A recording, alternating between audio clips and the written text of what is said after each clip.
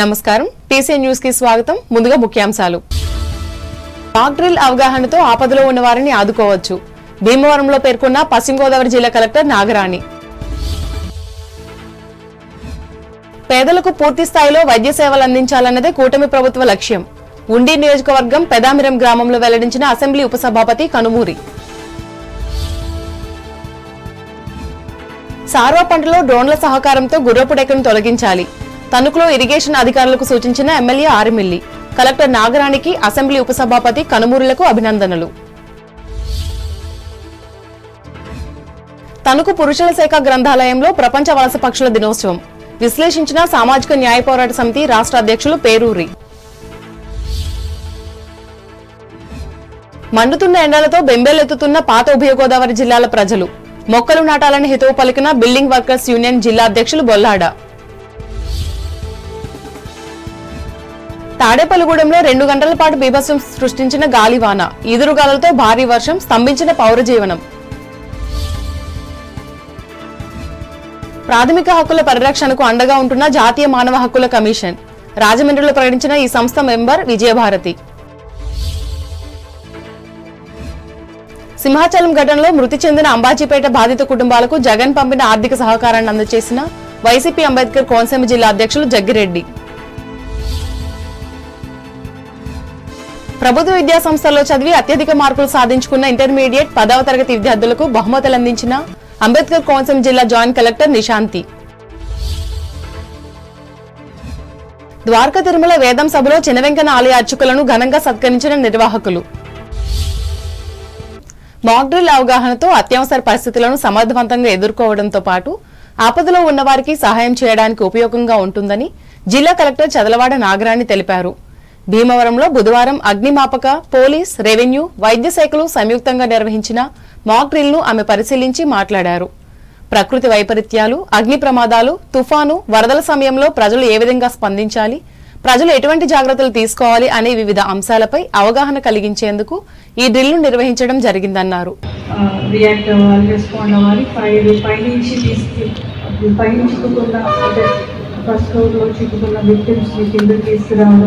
అన్నీ కూడా SDRF teams, district fire officer గారి ఆధ్వర్యంలో, పోలీస్ డిపార్ట్మెంట్ ఆధ్వర్యంలో అన్నీ కూడా అవేర్నెస్ క్రియేషన్ బాగుంది. అయితే పబ్లిక్ పార్టిసిపేషన్ దాన్ని కొంచెం పర్ఫెక్ట్గా సీరియస్గా తీసుకుని చేయాల్సిన అవసరం ఉంది. ఇది పీరియాడిక్గా చేస్తూ ఉంటే ఆ సీరియస్నెస్ అనేది అందరికీ వస్తుంది. అలాగే డిస్ట్రిక్ట్ ఆఫీసర్స్ కోఆర్డినేషన్ అనేది ఎక్కడ లూజెన్స్ లేకుండా పర్ఫెక్ట్గా చేసుకోవడానికి అనేది I think that will be achieved over a period of time, over 1 or 2 practices. ఈ ప్రోగ్రాంలో పార్టిసిపేట్ చేసి ఎంకరేజ్ చేసిన మన డిస్ట్రిక్ట్ ఎస్పీ గారికి కృతజ్ఞతలు తెలుపుతూ ఈ ప్రోగ్రామ్ని శ్రీనివాస్ గారు, తర్వాత ఆర్డీఓ గారు, మోహన్ రావు గారు అండ్ పర్సనల్ ఎస్డీఆర్ఎఫ్ పర్సనల్ అందరికీ కూడా అర్థమయ్యే రీతిగా చెప్పి చూపించింది. అందరికీ కూడా నా యొక్క కృతజ్ఞతలు. Thank you. ఈ కార్యక్రమంలో జిల్లా superintendent of police Adna Nayeem Asmi, జిల్లా రెవెన్యూ అధికారి Mogili Venkateswarlu, additional SP V Bhimarao, RDO K Praveen Kumar Reddy, జిల్లా అగ్నిమాపక శాఖ అధికారి ఏ శ్రీనివాసరావు, జిల్లా ప్రజా రవాణా అధికారి ఎన్వీఆర్ వరప్రసాద్లు పాల్గొన్నారు.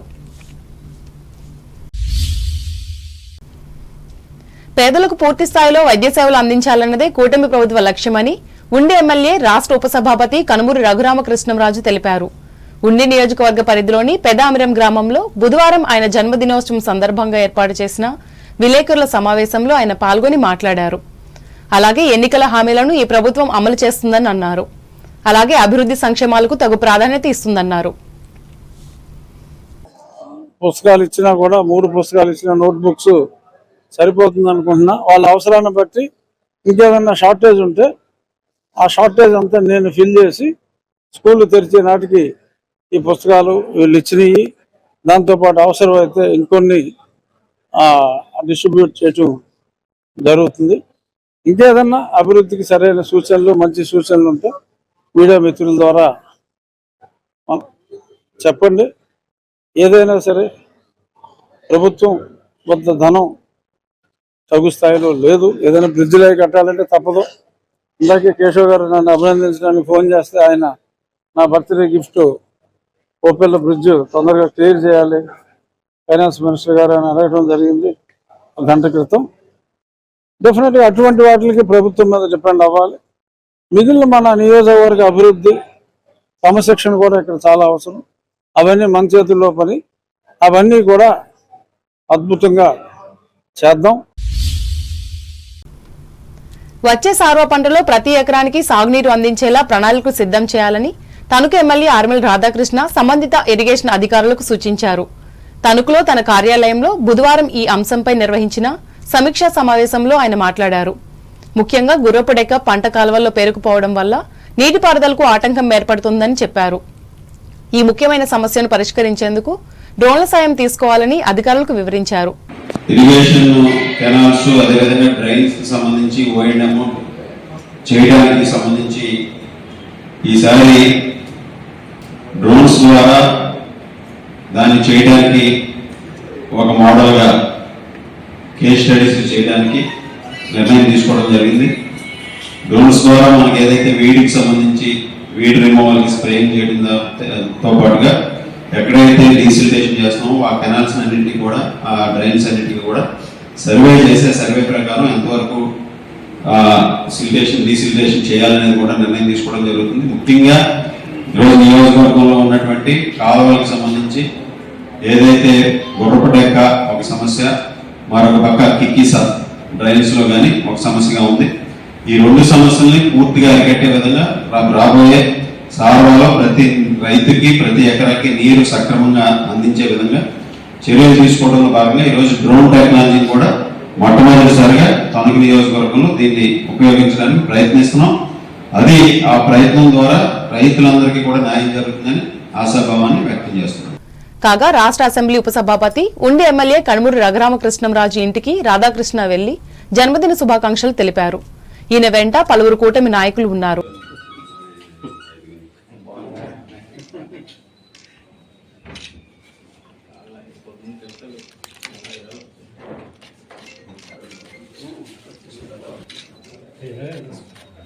అలాగే ఇండియన్ రెడ్ క్రాస్ సొసైటీకి అందించిన సేవలకు గుర్తింపుగా ఇచ్చిన రాష్ట్ర స్థాయి అవార్డును ఆంధ్రప్రదేశ్ గవర్నర్ ఎస్ అబ్దుల్ నజీర్ చేతుల మీదుగా అందుకున్న పశ్చిమ గోదావరి జిల్లా కలెక్టర్ చదలవాడ నాగరాణిని కూడా భీమవరంలో రాధాకృష్ణ కలిసి పుష్పగుచ్చాలతో అభినందించారు. ఇదిలా ఉండగా ఐసీడీఎస్ తణుకు ప్రాజెక్టు పరిధిలో అంగన్వాడీ కార్యకర్తలుగా హెల్పర్లుగా నియమితులైన వారికి ఎమ్మెల్యే ఆర్మిల్ రాధాకృష్ణ ఉద్యోగార్హత పత్రాలను అందజేసి అభినందించారు.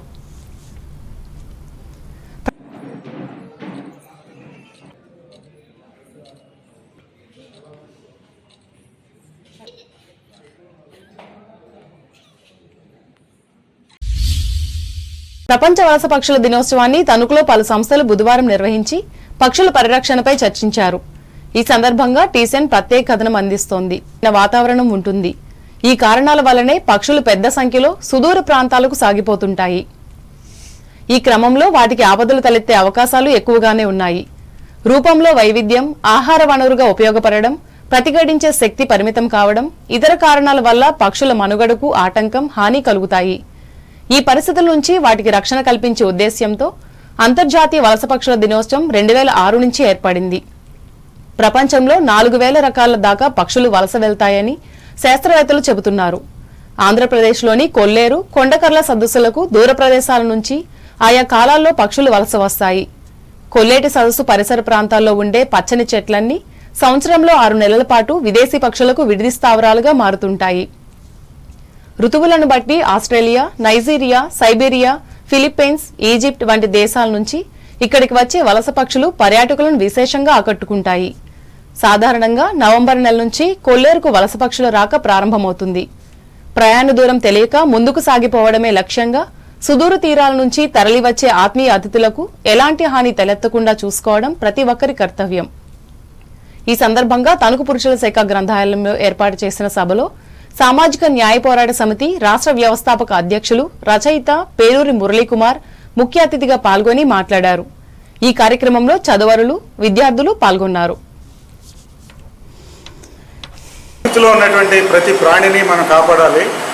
అట్లాగే ఈ వలస పక్షులు అంటే వాటికి స్థిర నివాసం ఉండదు. కొండలో కోనలో తిరుగుతూ ఉంటాయి. పక్షి అంటేనే ఒక స్వేచ్ఛాజీవి. ఇక్కడ ఆహారం దొరికితే అక్కడ ఉంటాయి. అక్కడి నుంచి వాతావరణం అనుకూలించకపోతే ఇంకొక ప్రాంతానికి వస్తూ ఉంటాయి. ఉదాహరణకి మన కొల్లేరు ఉంది. కొల్లేరులో ప్రపంచవ్యాప్తంగా ఉన్నటువంటి వలస పక్షులన్నీ కూడా కొల్లేరులో వస్తూ ఉంటాయి. రాజస్థాన్లో ఒక పార్క్ ఉంది. ఆ పార్క్ కూడా వలస పక్షులకి చాలా నిలయమైంది. ఇట్లా ప్రతి ప్రాణిని కాపాడేటువంటి దాంట్లో భాగంగానే ఈ వలస పక్షుల దినోత్సవం. ఎందుకంటే ఈ వలస పక్షులు రాను రాను అంతరించిపోతూ ఉన్నాయి. దానికి కారణం ఏంటంటే వాటికి నివాస యోగ్యమైనటువంటి ప్రాంతాలని మానవ సమాజం ధ్వంసం చేస్తూ ఉంది. అంటే ప్రకృతిలో ఉన్నటువంటి వాతావరణ మార్పులకి కారణం మనకి వర్షాలు పడే టైంలో వర్షాలు పడవు, లేకపోతే ఎండలు వచ్చే టైంలో ఎండలు పడవు, చలికాలం వచ్చే టైంలో చలికాలం రావట్లేదు. ఒక 50 సంవత్సరాల కింద ఉన్నటువంటి వాతావరణం ఈ రోజున మనకి ఎక్కడా కనిపించట్లేదు. దానికి కారణం మనిషి యొక్క జీవన విధానంలో వచ్చినటువంటి మార్పులు. దానివల్ల మిగతా ప్రాణులకి అవి బ్రతకడానికి వీల్లేనటువంటి ఒక వాతావరణాన్ని కల్పించింది. అందుకని దాన్ని బాధ్యతగా తీసుకొని ప్రతి మనిషి కూడా ఈ ప్రకృతిలో ప్రతి జీవికి ఒక లక్ష్యం ఉంటుంది. ఆ జీవన ధర్మాన్ని కాపాడేటువంటి అవకాశం మనం మానవులు ఇవ్వాలి. అది ఇవ్వట్లేదు. ప్రాబ్లం అది. మనం అడవుల్ని ధ్వంసం చేసేస్తున్నాం, కొండల్ని ధ్వంసం చేస్తున్నాం, భూమిని కూడా తొలిచేస్తున్నాం. ఇటువంటి పరిణామాల వల్ల చాలా పక్షులు అంతరించిపోయాయి. అంచేత ఈ వలస పక్షుల్ని కాపాడేటువంటి బాధ్యత ప్రజలు తీసుకోవాలి, మానవ సమాజం తీసుకోవాలి. వాటిని పరిరక్షించడానికి, వాటికి సంబంధించినటువంటి జీవితాన్ని కొనసాగించేటువంటి వాతావరణం అవి కల్పించడానికి కూడా అవసరమైతే కృత్రిమంగా మనం వాటిని పరిస్థితుల్ని సృష్టించి ఆ ప్రాణుల్ని మనం కాపాడాలి. పాత ఉభయ గోదావరి జిల్లాలో మండుతున్న ఎండలతో జనం బెంబేలెత్తిపోతున్నారు. బాణుడు తన ప్రతాపం చూపెట్టడంతో ఉదయం 8 గంటలకే ఎండ సురుమంటుంది. ఉష్ణోగ్రతలు పెరిగిపోతున్నాయి. ఉక్కపోత చంపేస్తుంది. ఇప్పుడే ఇలా ఉంటే రోహిణిలో నిజంగా రాళ్లు పగులుతాయేమో అనిపిస్తుంది. విపరీతమైన ఎండలతో పట్టణ ప్రాంతాల్లో దుకాణాలు కూడా తెరవకుండా మధ్యాహ్నం వేళ 3-4 గంటలు మూసివేస్తున్నారు. దాంతో రోడ్లన్నీ కర్ఫ్యూ వాతావరణంగా మారాయి. బుధవారం తణుకులో రాష్ట్రపతి రోడ్డు, వేల్పూర్ రోడ్డుల్లో రాకపోకలు సైతం తగ్గాయి. ఎండ తాకిడికి తట్టుకోలేక ప్రయాణికులు చల్లటి పదార్థాలను స్వీకరించి సేద తీర్చుకున్నారు. మధ్యాహ్నం ఎండ దెబ్బకు బస్సుల్లో కూడా ప్రయాణికులు తగ్గుతున్నారు. ఉక్కపోతతో నిరుపేదల నివాస ప్రాంతాల్లో రాత్రి వేళల్లో నిద్రపోని జనం ఆరుబయట మంచాలు వేసుకుని నిద్రపోతున్నారు.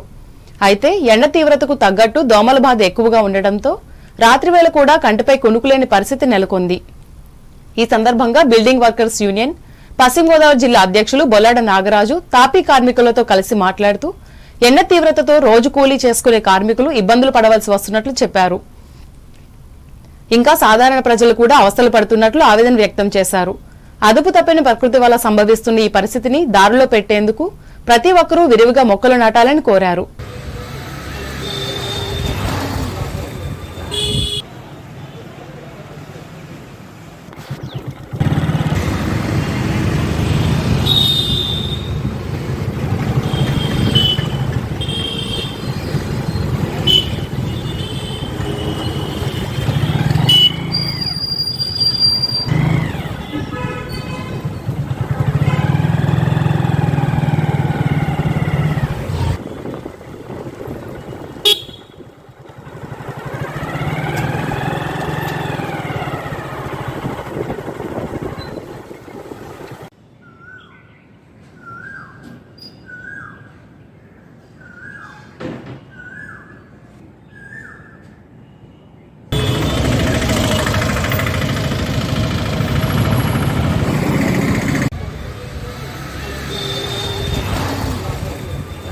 కాలంలో ఎండలు ఎక్కువ కాస్తాయి, వర్షాకాలంలో వర్షాలు ఎక్కువ వస్తాయి.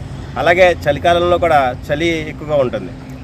అది ప్రకృతి సహజం, అంటే ప్రకృతి ధర్మం. కానీ మీరు గత కొంతకాలంగా చూసుకుంటే ఎండాకాలంలో అధిక ఉష్ణోగ్రతలు, ఎండలు తీవ్రత చాలా దారుణంగా ఉంటుంది. 40 నుంచి 45 డిగ్రీలు 50 డిగ్రీల వరకు కూడా ఎండ తీవ్రత పెరుగుతుంది. దీనికి కారణం ఏంటంటే పర్యావరణాన్ని పరిరక్షించుకోవాలని. ఎందుకంటే మొక్కలు నాటకుండా విపరీతమైన చెట్లు నరకడం వల్ల ప్రకృతిలో వాతావరణం వేడి పెరిగి ప్రకృతి సమతుల్యం దెబ్బతిని ఎండాకాలంలో విపరీతమైన ఎండలు, వర్షాకాలంలో విపరీతమైన వర్షాలు కురవడం వల్ల చాలా ఇబ్బంది పడుతుంది. దీని మీద ప్రజలు తర్వాత ప్రభుత్వం కూడా దృష్టి పెట్టాలి. ప్రకృతిని కాపాడుకోకపోతే చాలా ఇబ్బంది పడతాం. నిజంగా మా కార్మికుల పరిస్థితి చాలా దుర్భరంగా ఉంటుంది. ఈ వేసవకాలంలోని ఆయనకి 60 సంవత్సరాల పైనే ప్రతి ఒక్కరు ఈ ఎండలో పని చేయలేక చాలా ఇబ్బందులు, పనిలోకి రాలేక సెలవులు అంటే ఉపాధి కోల్పోతున్నాం. యాక్చువల్గా ఎంతోమందికి ఇల్లులు కడుతున్నాం, అపార్ట్మెంట్లు కడుతున్నాం. కానీ మా కార్మిక సోదరులు చాలామంది ఇల్లు లేవు, అద్దెంట్లో ఉంటున్నారు. ఈ ఎండల వల్ల తీవ్రత వల్ల వాళ్ళ పనిలో సరిగ్గా చేయలేక 9 గంటలకే సూర్యుడు ఇలా భగభగమంటూ నిప్పులు కురిపిస్తుంటే ఏ విధంగా పని చేయగలరని పొద్దున్న మేము 8 గంటల పనిలోకి వస్తాం. 9 గంటలకల్లా సూర్యుడు నిప్పులు కురిపిస్తున్నాడు, భగభగ మండుతున్నాడు 9 గంటలకే. ఏ రాడ్లు పట్టుకుంటే కాలుతుంది, ఇసుక పట్టుకుంటే కాలుతుంది. నిజంగా చాలా ఇబ్బందులు పడుతుంది మా కార్మిక సోదరులందరూ. ప్రజలందరూ కూడా ప్రకృతిని కాపాడుకోవాలి. ప్రకృతి లేకపోతే చాలా ఇబ్బందులు పడతాం. మా కార్మిక సోదరులను కూడా ప్రభుత్వం ఆదుకోవాలని కోరుకుంటున్నాను. ఈ కార్యక్రమంలో యూనియన్ పట్టణ అధ్యక్షులు కొక్కిరిమిటి సత్యబాబు, ఉపాధ్యక్షులు మోటేపల్లి దుర్గారావు, జిల్లా కార్యవర్గ సభ్యులు సకీంశెట్టి ప్రసాద్లు పాల్గొన్నారు.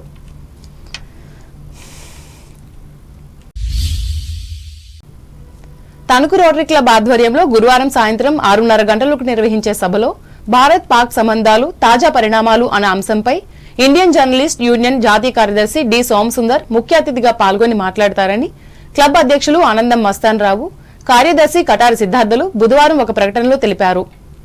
రోటరీ సభ్యులే కాకుండా ఆసక్తి గల ప్రజలంతా పాల్గొనాలని వారు కోరారు.